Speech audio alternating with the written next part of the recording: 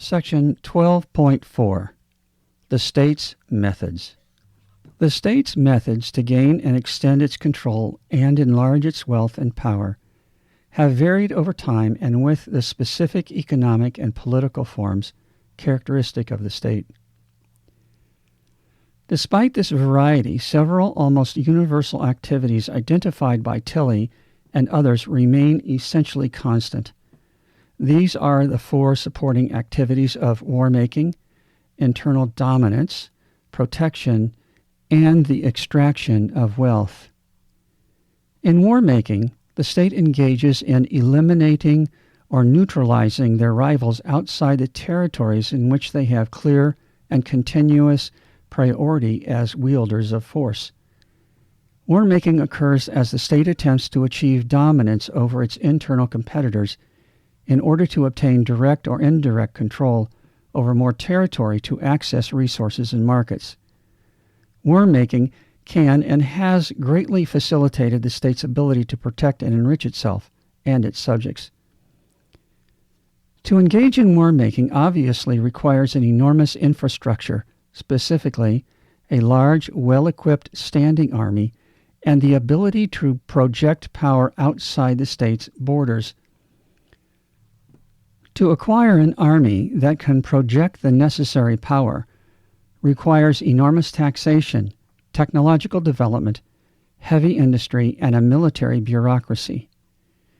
In internal dominance, the state's goal is to eliminate or neutralize rivals within its borders.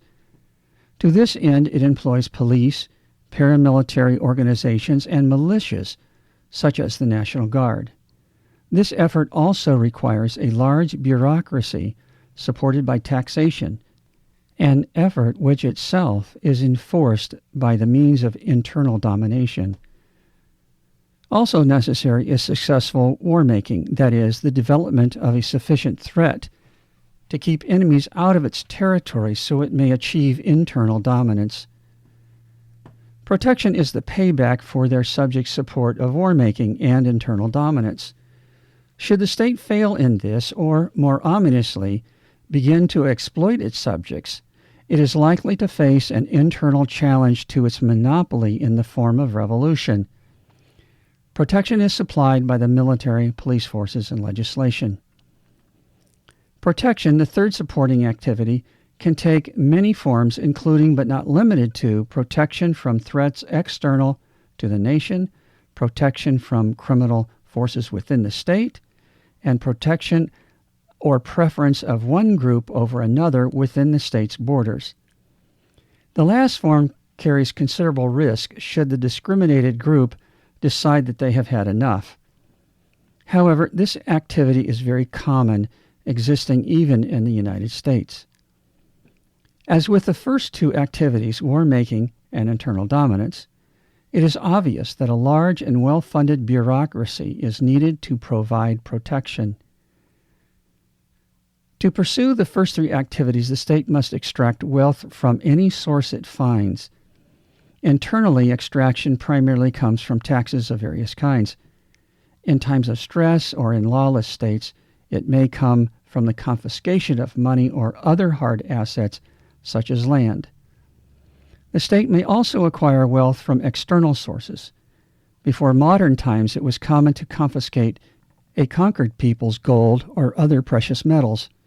Wealth could also be extracted through slavery. In this method, raw materials are extracted and processed with low-cost slave labor.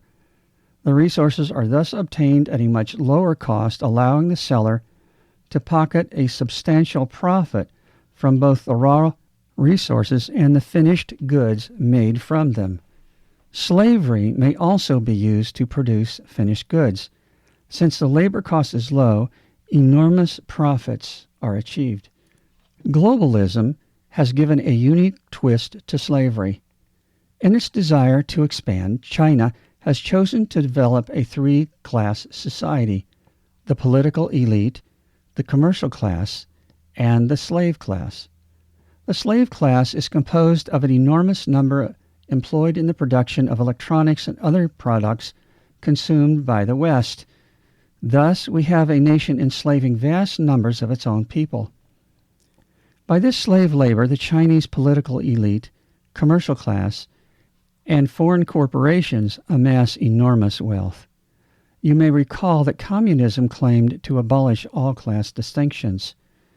It is ironic that the last powerful communist state has deliberately made a society in which class distinctions and disparity are firmly entrenched. So much for their commitment to eradicating class distinctions. Extraction of wealth from external sources may also occur from outright theft of another nation's resources, which are used in unfinished goods that may be either sold at a substantially reduced price, providing a great market advantage over competitors, or sold at normal market prices, providing a great profit to the seller. It is also possible to obtain a market advantage over another nation when unfavorable trade restrictions are placed on the less powerful nation. Such efforts can result in substantial flows of capital to the stronger nation. A modern form of external wealth extraction has been and continues to be practiced by the United States. The definitive work on this is written by John Perkins and is titled New Confessions of an Economic Hitman. In this book, Perkins goes into great detail how the United States has, through debt, extracted billions of dollars from third world countries. It is a very disturbing read. These methods, employed for internal and external wealth extraction, only scratch the surface of the methods now available to the state. One could write many books just on the exploitive banking and financial schemes employed by the state in collusion with large national and multinational financial institutions. A well-oiled bureaucratic machine is needed to successfully extract wealth. It must also be supported by the state's war-making, internal domination, and protection. Thus, we see that all these activities are completely intertwined, each needing the other, each supporting the other. It is an excellent picture of cooperation between and dominance of various principalities and powers. It is true that the Scriptures affirm that the state's right to tax and its legitimate activity to protect and punish. However, the state frequently does both poorly and always goes far beyond them, multiplying evil and violence. As we look at history, if we are honest, we must say that the state is, more often than not, engaged in evil. We Christians must take this seriously, for there are non-Christians who see the state for what it is and observe our uncritical support of it and rightly condemn us. Exhibiting hypocrisy, we also provide an occasion for many to blaspheme God's name. Section 12.4.1 Timeless Methods. In 1577, Etienne de la Boetie wrote an amazing essay, The Politics of Obedience, the Discourse on Voluntary Servitude. In it, he explains why men voluntarily accept servitude at the hands of their state. Although the entire work is worth studying, we will focus on the methods states have employed to control their subjects. In the second part of the essay, he records an ancient incident. Cyrus the Great, the founder of the Achaemenid Empire, had conquered Croesus, the king of the Lydians. The city of Sardis, however, remained rebellious. To reign in this city, he employed a unique but now common method. When news was brought to him that the people of Sardis had rebelled, it would have been easy for him to reduce them by force. But being unwilling either to sack such a fine city or to maintain an army there to police it, he thought of an unusual expedient for reducing it. He established in it brothels, taverns, and public games, and issued the proclamation that the inhabitants were to enjoy them. He found this type of garrison so effective that he never again had to draw the sword against the Lydians. This masterstroke was born of profound insight. Men may be enslaved to another man by force, or they may be reduced to slaves by becoming slaves to their passions, whereupon anyone may enslave them. However, debased and sensual practices are viewed in modern times as the very picture of freedom. Embracing this freedom, modern man becomes a slave. Debauchery is a common characteristic of enslaved peoples, and the modern nation-state knows this and makes use of it, encouraging and protecting debauchery of the most vile sort. Botti continues his exposition. Truly, it is a marvelous thing that they let themselves be caught so quickly at the slightest tickling of their fancy.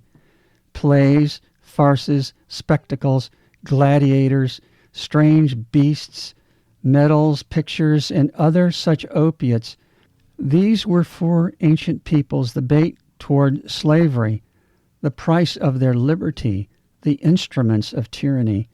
But these practices and enticements the ancient dictators so successfully lulled their subjects under the yoke that the stupefied peoples, fascinated by the pastimes and vain pleasures flashed before their eyes, learned subservience as naively, but not so creditably, as little children learn to read by looking at bright picture books.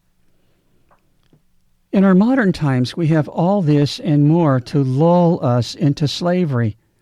Sports, mind-numbing television, officially sanctioned sexual debauchery, and unlimited access to pornography on the internet, government schools, and the latest landfill from iPods to iPhones.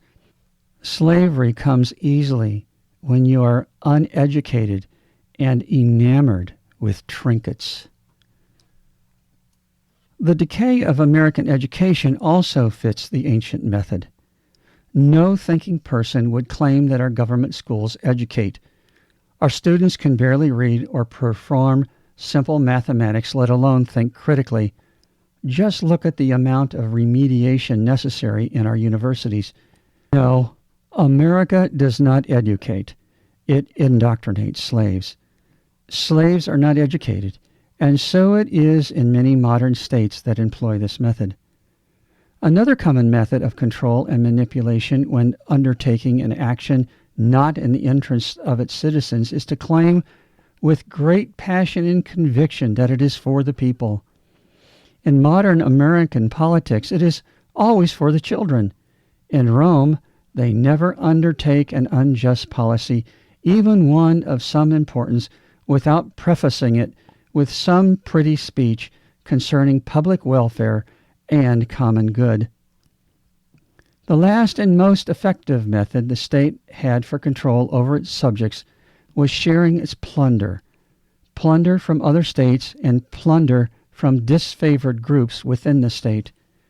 By enriching others with its plunder, making the recipients accessories to its crimes, the state secures the loyalty of those who do the dirty work.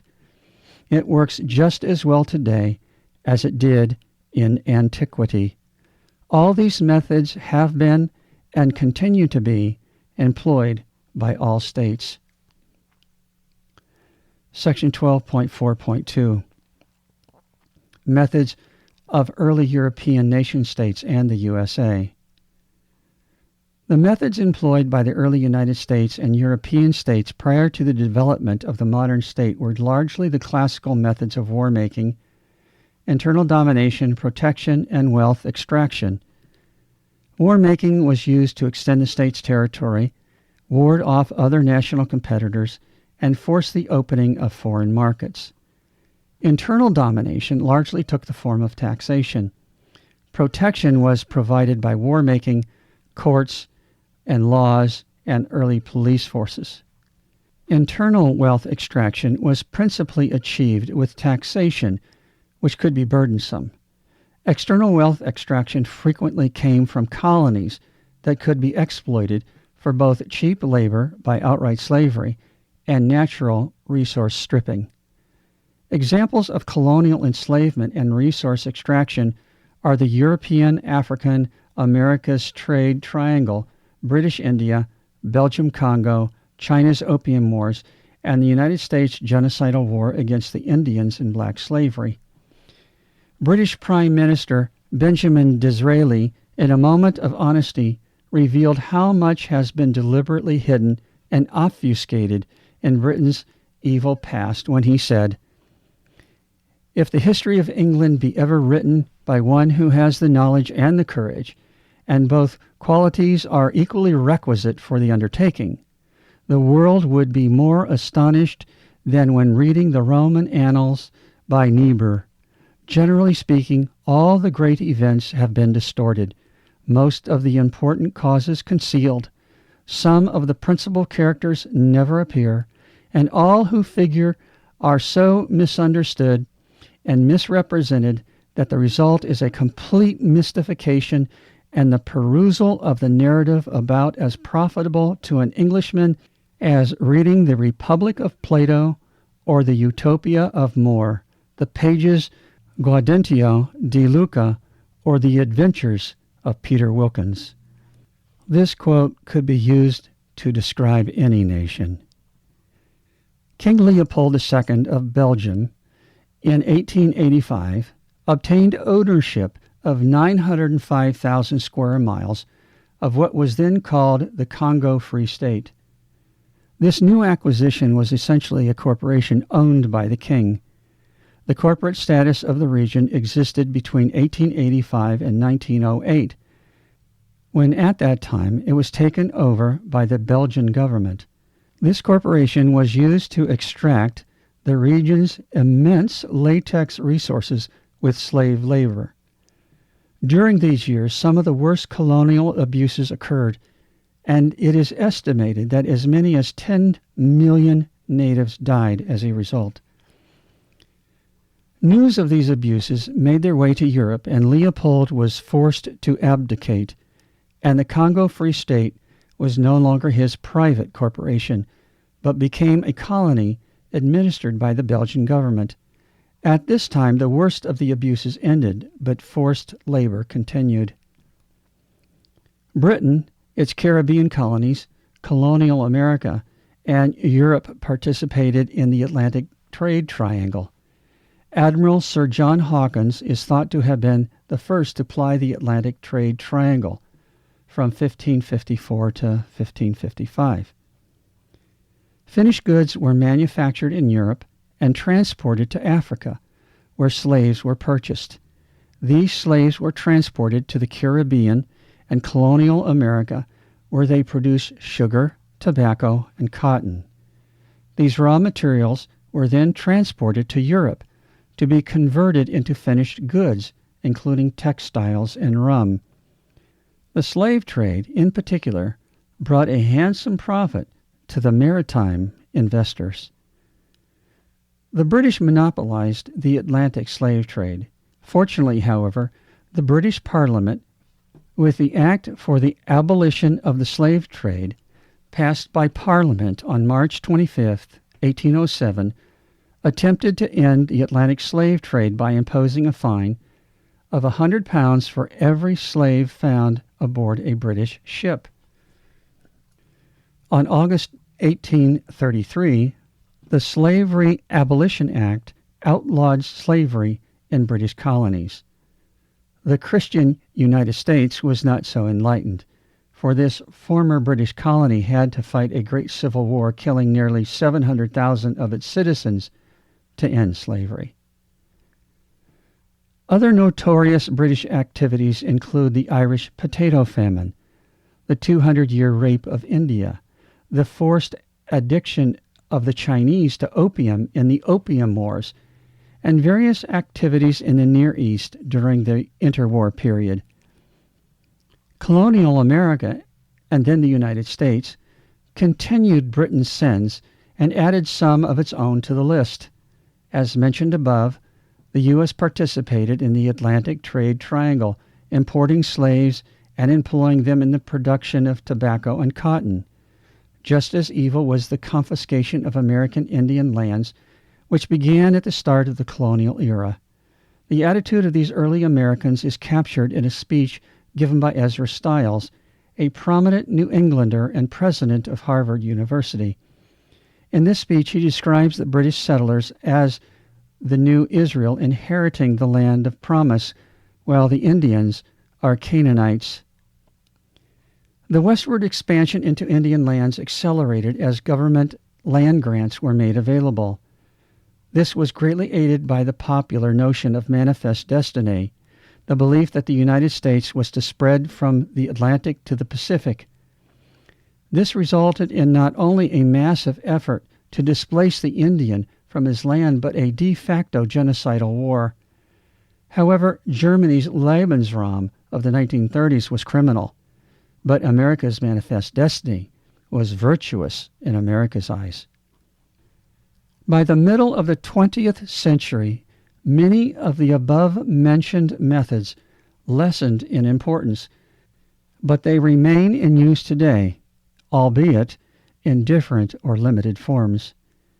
Now, more refined methods of oppression and enslavement are employed, methods more effective and vicious than before.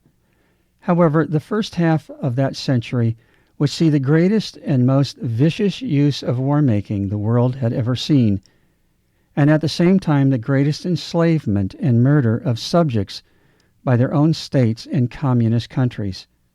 So great was this murder that it has been given a name, democide. Section 12.4.3 Methods of Modern States. Modern War-Making. The First World War. In 1914, the First Great World War commenced. Nearly all the European states had an axe to grind, scores to settle, not least of which were France and Russia. George F. Kennan, in his seminal work, The Fateful Alliance, by a meticulous study of pre-World War I diplomatic records, shows that France and Russia colluded some 20 years before the war to conduct a total war against Germany.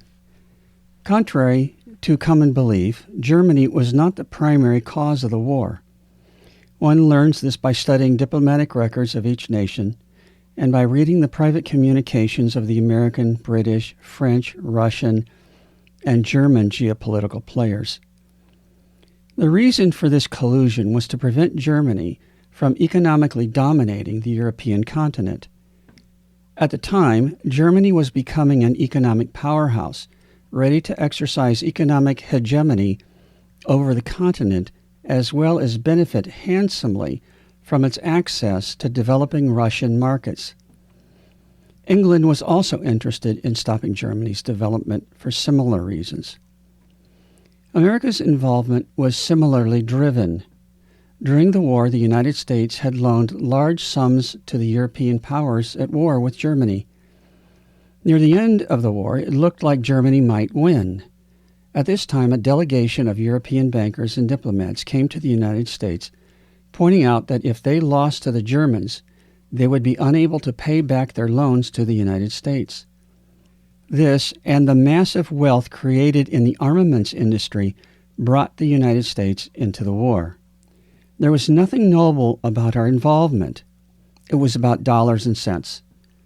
Interestingly, it was in this war that propaganda used to manipulate the masses was honed to a sharp edge in the United States. This war, conducted for all the same old reasons, territorial expansion, acquisition of wealth, and revenge, proved to be something quite different from previous continental wars. The essential difference was the weaponry: machine guns, modern artillery, high explosives, and tanks, made possible by the relentless development of technology. Neither side really understood the carnage it would bring, and when it came, none were willing to see it for what it was, until the bloody end when all of Europe lay broken and drenched in blood. At the conclusion of the war, there were 1,357,800 French dead, 908,341 British dead, 1,700,000 Russian dead, 116,516 American dead, and 1,773,700 German dead. And when the soldiers went home, they carried with them a flu virus that killed another 10 million around the world. The war was officially brought to the end by the Treaty of Versailles, which would prove to be an important cause for another greater war that soon followed. The Second World War. The Second Great World War came only 20 years on the heels of the First World War, that was to be the war to end all wars. The punitive war reparations imposed on Germany at the end of the previous war, combined with the worldwide depression of the late 1920s and early 30s, crushed Germany and made it vulnerable to demagoguery and dictatorial rule. When Adolf Hitler and his National Socialist Party, Nazi Party, burst onto the scene promising restored greatness and fortune for the German people, they were ready to embrace him. Adolf Hitler's invasion of Poland caused Britain and France to declare war on Germany, thus precipitating a world war which began in Europe. Subsequently, Hitler invaded the Soviet Union, fearing an attack on Germany itself and the Romanian oil fields, fields from which Germany obtained its majority of its oil. Hitler's belief that a Soviet invasion was imminent was supported by the presence of a massive buildup of Soviet divisions along its western borders. This is documented in the book Icebreaker by Viktor Suvorov. Japan's attack on the Pacific Fleet in the Hawaiian Islands brought the United States into the war, ultimately in both the Pacific and Europe. Unknown to most, the United States had for many years engaged in diplomatic actions that were deliberately designed to bring war between the United States and Japan. Essentially, the U.S. wanted to cut off Japan's rising economic dominance in the Pacific. Contrary to popular belief, the U.S. was not minding its own business when attacked by Japan. In fact, it was the very outcome desired by Washington. The carnage that followed in Europe, Russia, and the Pacific was unprecedented in its violence and scale. Not only were huge numbers of German, Russian, British, and American soldiers killed, but all sides engaged in the wholesale killing of civilians, the Germans largely in concentration camps, and the British and Americans from 30,000 feet in bombers that rained down fire on cities, killing as many as 500,000 in one raid on Dresden in 1945. It is estimated that America and Britain murdered as many as 4 million innocent civilians in their terror-bombing raids. And then, while possibilities for peace were being explored by the Japanese government, America, with the most diabolical weapon devised in human history, the atomic bomb, killed at least another 200,000 civilians. This last atrocity was accomplished with only 2 bombs. This last murderous act was committed because Britain and America rightly perceived Russia as a threat and wanted a frightening display of power to keep the Russians from moving into Western Europe. This unspeakable murder of civilians was also thought to be entirely unnecessary by the most prominent combat generals of the war. In addition to all this slaughter by all parties, the Allies insisted on unconditional surrender. This ensured that the belligerents would fight to the very end, ensuring maximum destruction of national infrastructure and maximum death tolls among the civilians and combatants of all warring parties. Many of the U.S. generals thought that unconditional surrender was completely unnecessary. Heaven only knows how many civilians and combatants needlessly died because of the insistence on unconditional surrender. As our ally, the Soviet Union moved west.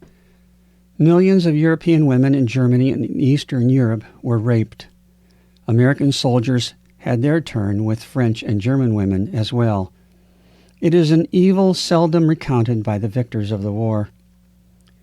The crime that topped the war off was the murder of nearly 14 million Germans after the end of World War II, this murder was deliberately carried out through starvation, by blockade, deindustrialization, prevention of the return of agricultural activity, and worst of all, the forced expulsion of millions of Germans from their ancestral lands in Poland and Czechoslovakia. Millions died in the treks. At war's end, Europe lay broken and exhausted, England weak and about to lose its empire, Soviet Russia devastated but triumphant, and America triumphant over the entire world. The United States and Soviet Russia were by far the greatest beneficiaries of the war. America had the world's most terrifying weapon, the largest air force and navy, and the second largest army. The Soviet Union's was larger. With its land untouched by the destruction of war, its manufacturing and industry could be used to supply the post-war world with goods while untold riches flowed into the United States as the goods flowed out. It was the era of American world hegemony. At war's end, Soviet Russia was well positioned as well. It now ruled over all of Eastern Europe, had an enormous army and air force, and had a largely untouched industrial base, having moved it east of the Urals at the outbreak of war. The stage was now set for the next war, the Cold War between the capitalist West and the communist East. However, this war too was conducted at the highest levels to enrich the bankers and the captains of the military-industrial complex, not for ideological reasons. Those with eyes to see and ears to hear will find, if they read history without the rose-colored glasses provided by the historians writing the hagiographies of the victorious powers, that World War II began for many reasons and none of the belligerents were innocent. Those who dare to see will find, to their dismay, that the conduct of the war was wholly evil on all sides. The war was an abundance of barbarism, as recorded by F.J.P. Veal in his book of the same name. At war's end, there was little difference between the belligerents. At war's end, tragically and inexcusably, the Allies horribly abused their conqueror status and committed crimes against the German civilian population, the same crimes for which the German leaders were hypocritically tried for at the travesty that was the Nuremberg trials. Democide and the manipulation of culture. The two world wars gave rise to two great communist nations, Soviet Russia and Communist China, two nations largely built with American and European money and corporate assistance. With these two nations, an entirely new sort of government arose based on atheism and communism. They were the most murderous of all nations, for between them and their progeny, it is estimated that they killed 170 million of their own population from 1917 to 1991. Thus, democide was coined to name this new sort of murder. However, slaying a man is not the only way to kill a man. After the failure of Marxist revolutions in Western Europe at the end of World War I, communists realized that if Marxism was to triumph in the West, they needed a strategy different than the one employed in Russia. On the European continent, the Germans of the Frankfurt School first formed the Institute of Marxism, and later the Institute for Social Research. By a stroke of evil genius, they realized that cultural transformation would provide the key for building a Marxist West. By transforming, that is, destroying Western morality, the family, and the Christian religion, they believed they could bring about their socialist utopia. Instead, they brought death in its less obvious but no less lethal forms.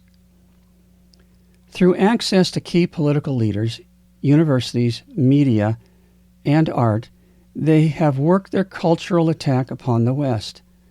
Under their efforts, of man's natural predisposition towards moral degeneration, moral life, art, and much music on both sides of the Atlantic could rightly be called debauched. Personal responsibility, initiative, and the work ethic are in ruins. The universities, foundations, large financial institutions, and the educational establishment all embraced socialism, if not Marxism outright. In Europe, as far as the masses are concerned, God is dead. In America, religious life is so shallow and Christianity so unlike the genuine article that most are functional atheists. The cultural Marxists learned well the truth of which Etienne de la Boétie wrote, "Men can be made slaves by destroying their moral life." Thus, the cultural Marxists stand triumphant over the West. Instead of bringing their utopia, they have abolished man, as C.S. Lewis described in his book, The Abolition of Man. Instead of freeing man, they have enslaved him to the state and his passion. Instead of bringing life, they have killed man. In the sections that follow, we will take a closer look at the methods employed by these cultural manipulators and the governments they influence. Examples of modern corruption by the ruling elite. The growth of the modern state and the financial institutions that support it have provided effective methods, albeit corrupt, to extract wealth and increase the power of the ruling class and hence the state. A particularly corrupt modern method operates in the following way. The ruling class has erected a revolving door between large corporations and high government positions, with executives frequently moving between government and corporations, like a fish moves through water. The problem is a conflict of interest that arises when government officials materially benefit from corporations, which benefit from the laws and regulations they enact. Thus, by the legislative process, the politicians enrich themselves as they enrich their favored corporations with laws that give these corporations an advantage over others. After leaving office, these officials take high-level positions within these corporations, thus benefiting from their actions while in government. This same corporate legislative largesse also provides large sums of cash in the form of campaign contributions to the political party responsible for the legislation. It is corruption by any other name. Those on the political right have perfected this activity within the military-industrial complex, while those on the political left have perfected it with financial institutions. However, both freely engage in this practice within the military-industrial complex and financial institutions, as well as other large corporations. In another instance, the creative minds of corrupt government officials have hit upon a truly clever method to pump money from taxpayers into their campaign coffers. An added benefit is continued support from their accomplices. In this instance of corruption, unions support the American Democrat Party with large campaign contributions derived from union dues, which in turn come from government and private industry employee salaries. The government employees are obviously paid from taxes. Thus, the government extracts wealth from its citizens to pay off its accomplices who help extend its rule and ensure its power. The payoff takes the form of laws and policies favoring these unions and high-level government access for union leaders. By this favored treatment, the unions are more inclined to support the re-election of those who so favor them. This scheme is obviously an effective money pump. The government, union workers, and leaders, having been paid by money taxed from the general population, benefit from favorable government treatment and send a portion of that financial benefit back to the politicians who continue by legislation and taxation to favor these unions. It enables a corrupt symbiotic relationship. Corruption of the kind mentioned above is not really new, but as ancient as man himself. In most instances, only the details differ. Whenever power and position can be abused, they will be abused, which means they are always abused. The novelty lies in the details and the scale of the corruption. Moreover, the reader should understand that many government officials within the state, especially a large state, consistently engage in this sort of corruption, not quite illegal, but certainly not ethical. Corruption characterizes the state. How then can a Christian call himself a true Christian of any state, except by the accident of birth? Eugenics.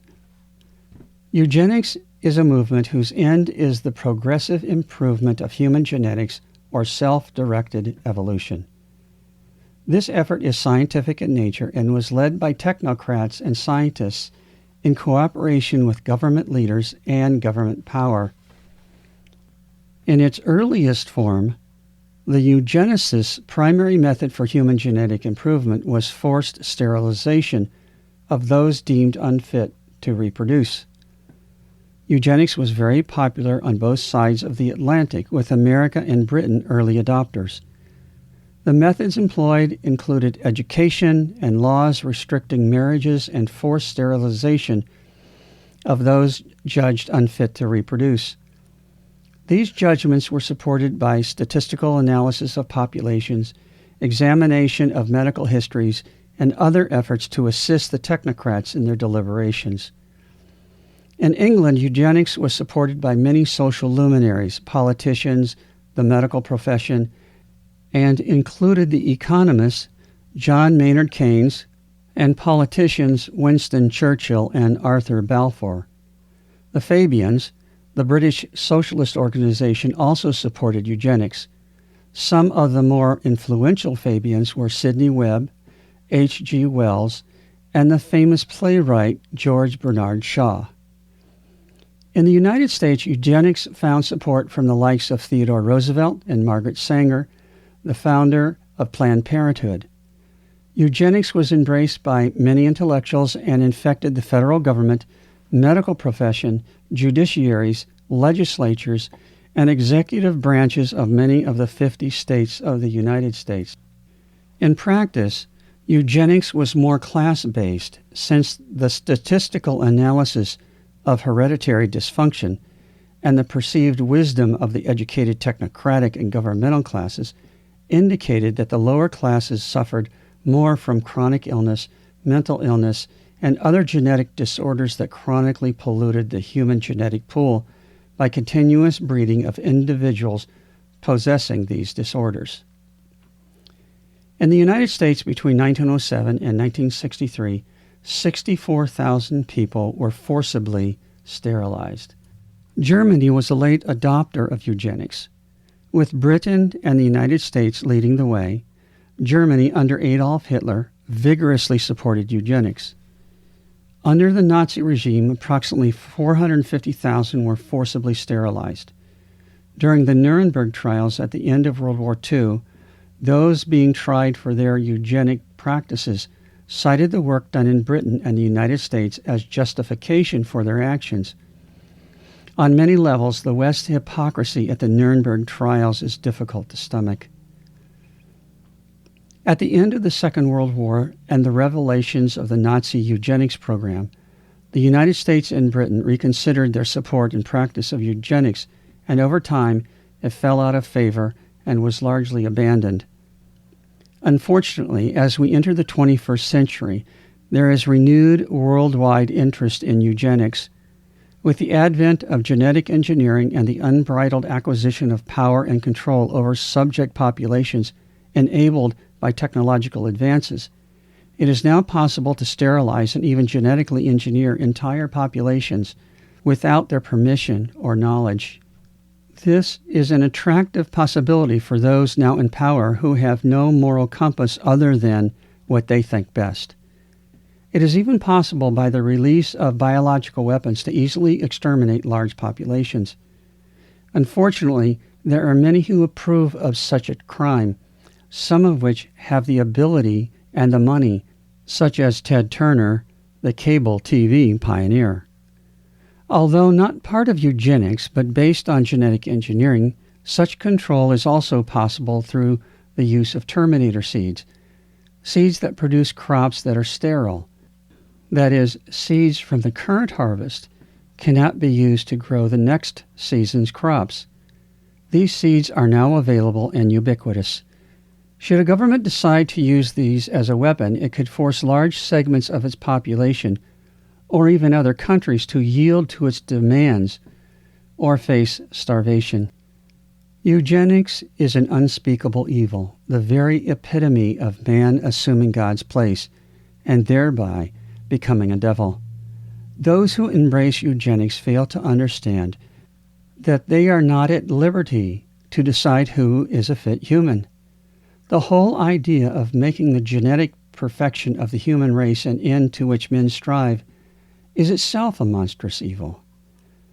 The core of the matter is who answers the question, what does it mean to be human, and not consult God? Who decides what is human genetic perfection? Or who decides what it means to be human? Is being human being without defect? Would it even be desirable to remove all defects? Is it even possible to remove all defects? Is being human to be defined by what we believe at the moment? Remember that we are not talking about medical advances that people freely employ to improve their health and their children's health, but methods imposed on people by a technocratic governmental priesthood of self-important slave masters pretending to be God, who in the end will be destroyed just like the animals destined for destruction. Perfectibility is not at the end of the eugenics genetic rainbow, only horrible oppression of the weak, infirm, and undesirable. Among the undesirable will likely be the religious. Jesus taught that a people is judged by how it treats the marginalized in society, the sick, prisoner, poor, and outcast. A frightful judgment awaits a people who apathetically neglect or oppress instead of caring for their marginalized and the undesirable. Man must not play God lest he bring hell to earth. We must not be enticed by eugenics or genetics with their demonic possibilities. Despite the warning as we look to the future, it is very doubtful that the geneticist's genie will remain in its bottle. The world is a post-Christian world. Having killed God, the world's morals are defined by the powerful. Friedrich Nietzsche's will to power provides the foundation of modern ethics. Having been set free from God's moral imperatives, and with no limit on what they may do, those in power will see in eugenics a ready fix for the many problems they have created. With this scientific tool, the state could suppress or even exterminate any group it found undesirable, that is, unsupportive of its ends. Sadly, eugenics was and will be used by modern states to control and shape their subjects. It is a ghastly evil, but evil is what states do. It is what they always do, without exception. The creation of the super soldier, destroying man. There has been much talk about creating a super soldier, but the technology and cost have made this difficult. However, we have solved the key element in the making of the super soldier. We have found a way to overcome man's innate reluctance to kill. In the book On Killing, Lieutenant Colonel Dave Grossman explains how it was done. During the course of the Second World War, Brigadier General S.L.A. Marshall, along with his team, discovered by post-combat interviews that only 15 to 20% of those soldiers who could fire on the enemy actually did fire. What these researchers had discovered was an intense natural resistance to kill. This was a serious problem for those who do not know the way of peace and are quick to shed blood. This state of affairs could not remain. Fortunately, there was a powerful new tool that could fix the problem: modern psychology. By desensitization, conditioning, and training, the state was able to work wonders, making man in its own image. Vigorously applying psychological methods, they raised the firing rate to 55% in the Korean War, and by the Vietnam War, they had achieved a 90 to 95% firing rate. This abominable practice has been perfected and is used to destroy young men every day. Most are completely unaware that this is being done to them. The state neither asks permission nor tells them that it is their intention to destroy in them what God has given.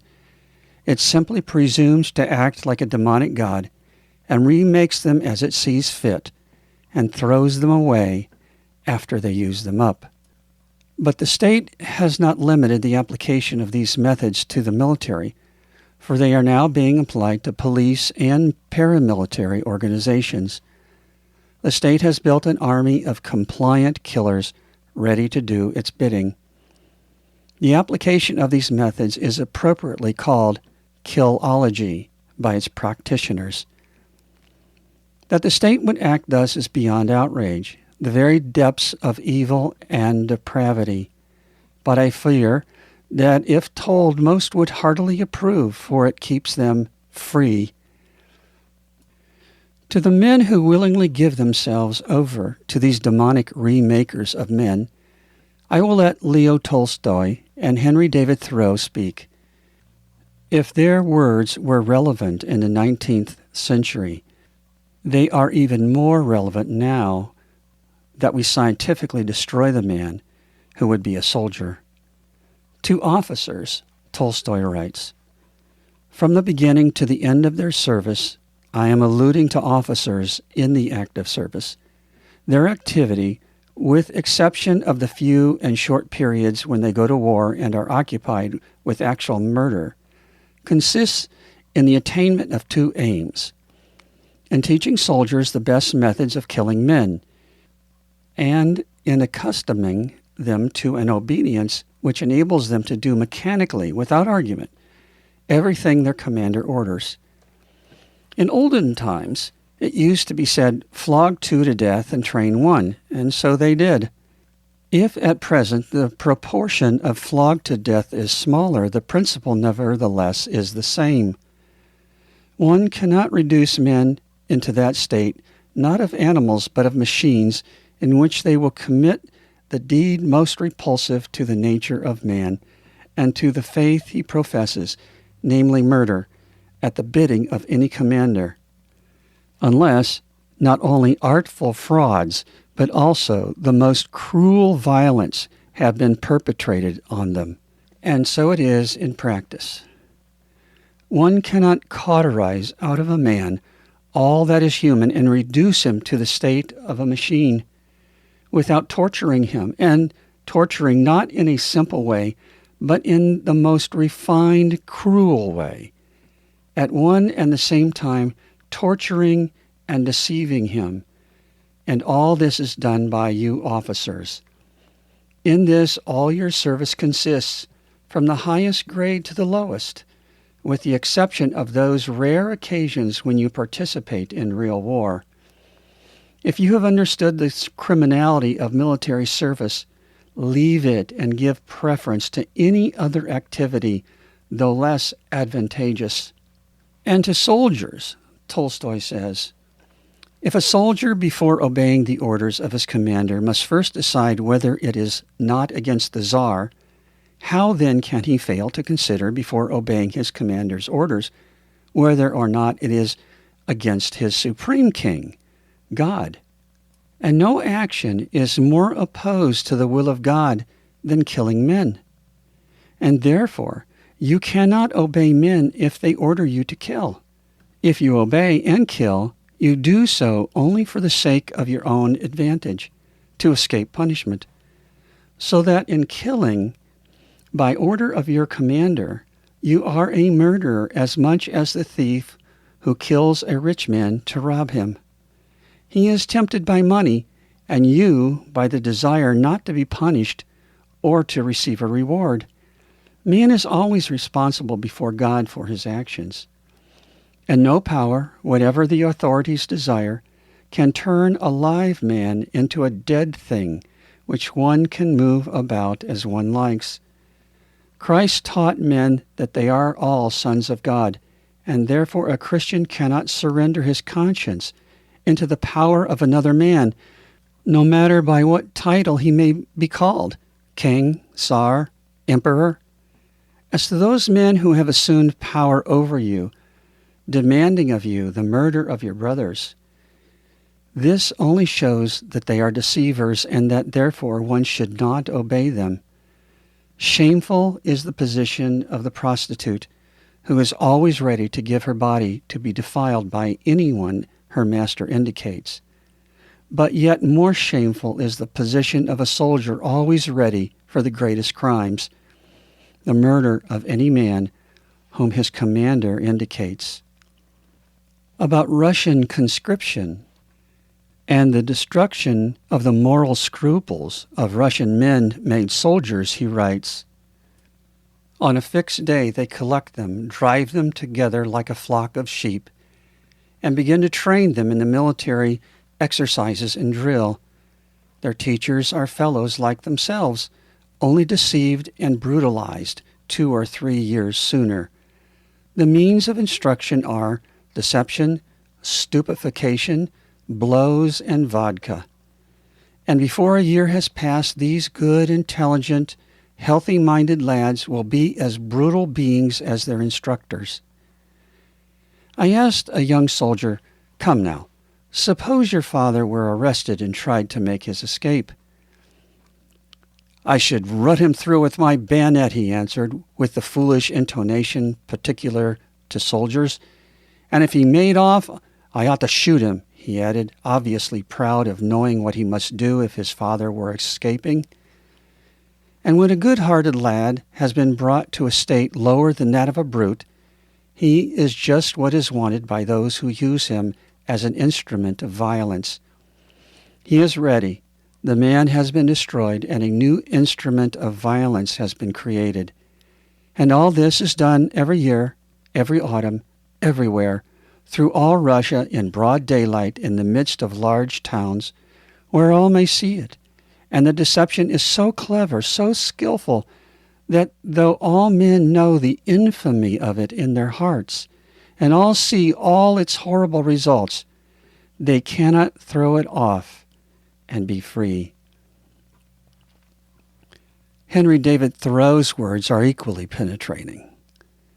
A common and natural result of an undue respect for law is that you may see a file of soldiers, colonel, captain, corporal, privates, powder monkeys, and all marching in admirable order over hill and dale to the wars, against their wills, against their common sense and consciences, which makes it very steep marching indeed, and produces a palpitation of the heart. They have no doubt that it is a damnable business in which they are concerned. They are all peaceably inclined. Now what are they? Men at all? Or small movable forts or magazines at the service of some unscrupulous man in power? Visit the Navy Yard and behold a Marine, such a man as an American government can make, or such as it can make a man with its black arts. A mere shadow and reminiscence of humanity, a man laid out alive and standing, and already, as one may say, buried under arms with funeral accompaniments, though it may be, not a drum was heard, nor a funeral note. As his course to the rampart he hurried, not a soldier discharged his farewell shot, or the grave where our hero we buried. The mass of men serve the state thus, not only as men mainly, but as machines with their bodies. They are the standing army and the militia, jailers, constables, posse comitatus, etc. In most cases, there is no free exercise whatever of the judgment or of the moral sense. But they put themselves on a level with wood and earth and stones, and wooden men can perhaps be manufactured that will serve the purpose as well. Such command no more respect than men of straw or a lump of dirt. They have the same sort of worth only as horses and dogs. Yet such as these even are commonly esteemed good by citizens. Others, as most legislators, politicians, lawyers, ministers, and office holders, serve the state chiefly with their heads, and as they rarely make any moral distinctions, they are as likely to serve the devil without intending it as God.